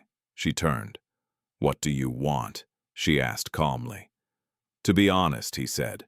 At least once. She nodded. Then be. I failed you, he said. And I failed our child. Yes, she replied. I don't expect forgiveness, Hassan continued, but I want to do what's right, whatever that looks like now. Nimo studied him for a long moment. What's right, she said slowly, is that you take responsibility without asking me to carry it with you. He nodded, tears slipping free. I understand. She turned and walked away. At the Farah house, the collapse was swift. News reached their circle within hours. Business partners withdrew. Invitations were rescinded. Whispers followed Asha, wherever she went, no longer curious, now judgmental. The woman who had ruled through fear found herself isolated by consequence. That evening, Nimo returned to Miriam's apartment. Miriam pulled her into a long embrace. It's over, Miriam whispered. Nimo shook her head gently. No, it's finished. She lay down later, exhaustion, finally claiming her body. The baby shifted steady and strong. Nimo placed a hand over her belly and closed her eyes, not in relief, but in grounding. Justice had not arrived with fireworks. It had arrived with truth witnessed and recorded. And tomorrow, when the sun rose, Nimo Farah would wake not as a victim who had been spared, but as a woman who had reclaimed her life. The first night after everything was finalized, Nimo Farah did not sleep. Not because of fear, because her body, for the first time in months, no longer needed to stay alert. She lay on Miriam Wanjiku's couch, one hand resting on her belly. listening to the soft sounds of the city settling into night. Somewhere a radio played faintly. A dog barked once, then went quiet. Life moved forward, not rushing, not waiting, just continuing. It felt unfamiliar. David Otieno had insisted she take time before making any decisions. No announcements, no sudden moves, he'd said earlier that day. Power is safest when it breathes first. So, Nimo breathed. In the days that followed, the world adjusted around her in subtle ways. She did not appear on television. She did not give interviews. Her name was mentioned in reports only as the claimant protected by court orders and financial protocol. Speculation filled the gaps, but speculation had no teeth anymore. What did change was tone. When Nimo walked into the clinic for her next appointment, the receptionist smiled differently, less curious, more respectful. The nurse who checked her vitals spoke gently, with no probing questions about her husband. "You're doing better," the nurse said, checking the chart. "Your blood pressure is steady." Nimo smiled. "So is my life." She moved out of Miriam's apartment a week later, not into luxury, but into a quiet, secure residence arranged through David's contacts. It was clean, private, and safe. The first night there, she sat on the floor and let the silence wash over her. This space was hers. Meanwhile, consequences unfolded elsewhere. At the Farah house, the air had grown heavy with what could no longer be denied. Business partners stopped returning Asha Farah's calls. Invitations that once arrived weekly dried up without explanation. Women who used to greet her warmly now offered stiff nods or turned away entirely. Power, she was learning, depended on perception, and perception had shifted. Yusuf Farah took it hardest. He raged against the injustice of it all, pacing the house, blaming everyone but himself. He spoke openly about betrayal, about how Nimo had planned everything, but his words carried less and less weight. People listened politely, then moved on. Zainab Abdallah's family withdrew completely. The engagement was never announced. The alliance dissolved quietly, leaving behind only embarrassment and unanswered calls. Hassan Farah moved out of the family home 2 weeks later. He did not tell his mother where he was going. He rented a small apartment near his workplace and began the slow, uncomfortable process of rebuilding a life stripped of illusion. One afternoon, he sent Nimo a message. "I've started counseling. I'm learning how to be accountable, not defensive. I don't expect anything. I just wanted you to know." Nimo read it once, then set the phone down. She did not reply, not out of cruelty, but out of clarity. Her healing did not require his participation. When the time came for her to give birth, it happened quietly, early one morning under steady hospital lights and calm, practiced hands. Miriam sat beside her, holding her hand, whispering encouragement. David waited outside, pacing like an anxious brother. When the baby cried for the first time, a strong, defiant sound, Nimo felt something inside her loosen that she hadn't known was still clenched. A daughter, healthy, awake, alive. She named her Sophia. The name meant pure. News of the birth did not travel far. Nimo wanted it that way. She spent the first days learning her child's rhythms, her expressions, the weight of her against her chest. Every moment felt grounded, real, earned. Once she recovered, Nimo began doing what she had planned. Long before, the money had a number. She established a foundation, not under her name, but under a mission. It focused on women who had been pushed out, pregnant women, locked out of homes, denied care, erased by families who called cruelty discipline. The foundation partnered with public hospitals, legal aid clinics, and safe housing initiatives. Quiet work, necessary work. Mama Rahema became the first official beneficiary. When Nimo visited her at the small room arranged for her care, the old woman cried openly. "I gave you a ticket," Mama Rahema said. "I didn't know I was giving you a future." Nimo knelt beside her bed. "You gave me dignity. I just returned it." Mama Rahema laughed softly. "Then we're even." At a distance, Hassan watched these changes unfold through reports and whispered accounts. He never asked to see Sophia. He understood at last that love did not entitle him to access. Months later, Nimo agreed to meet him once in a neutral place with clear boundaries. He looked different, quieter, less certain. "I don't want forgiveness," he said quickly. "I want to do right by our child." Nimo listened. "You can be a father," she said finally, "but you will never again decide my worth." Hassan nodded, tears in his eyes. "I accept that."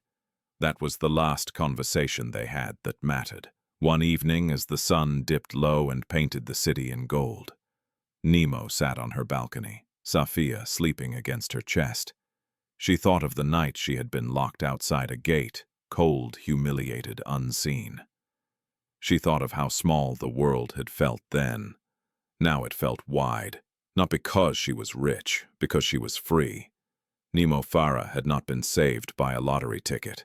She had been revealed by it, and the people who once thought they could erase her learned the quiet, irreversible truth. A woman who survives injustice does not return to who she was before. She becomes something stronger. Sometimes the cruelest injustice is not loud violence, but quiet exclusion, a locked gate, a silent phone, a room full of people who choose comfort over courage. Nimo Farah's story reminds us that dignity does not come from where you live, who you marry, or how much you have. It comes from knowing when to stop shrinking to fit spaces that were never meant to hold you. Her healing did not begin with money. It began with a boundary. Justice in real life is rarely dramatic. It is patient. It is documented. It is built step by people who refuse to let lies become legacy. And hope, real hope, is not a miracle that drops from the sky. It is something you protect even when you are tired, even when you are afraid. If this story moved you, take a moment to reflect. Have you ever been made to feel small for surviving? Have you ever stayed silent when you should have been protected? Share your thoughts in the comments. Let others know they are not alone. If stories of healing, justice, and quiet strength matter to you, like this video, share it with someone who needs it, and subscribe to the channel so you don't miss the next story. Because sometimes the most powerful thing a person can do is stand quietly and refuse to disappear.